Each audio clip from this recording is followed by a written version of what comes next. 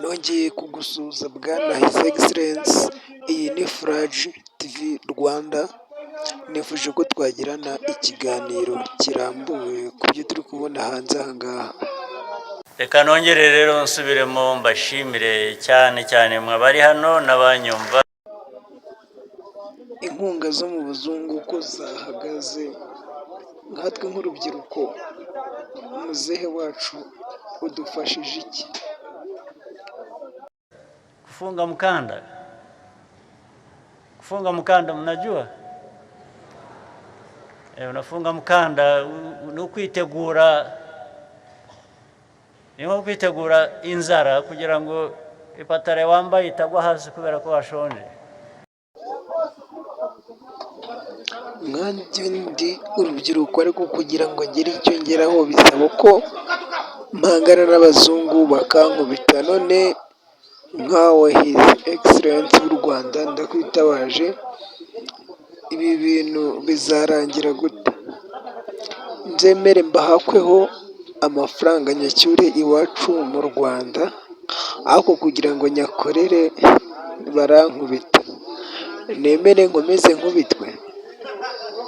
Ariko iyo umuntu ashaka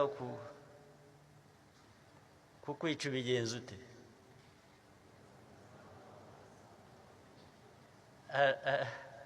Muri za nyigisho, ariko nta kibazo ufitanye nazo. Ngiyo ukubise ku musaya umwe harya ngo urahindura ukagira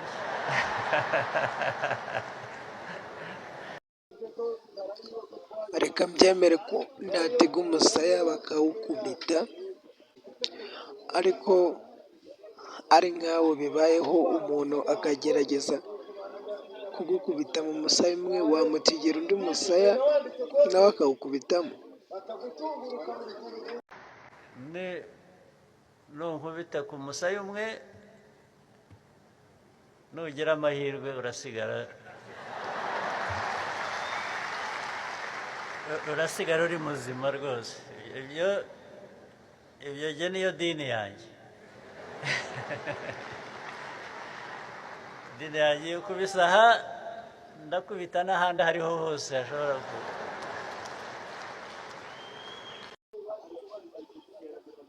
Mba numva nshaka kuza muri RDF mu ngabo zanyu, ariko numva mfite ubwoba ko Ububiligi bushobora kuzatera u Rwanda. Ntuzaze muri RDF utabitekereje cyangwa utabishaka. Nta gahato.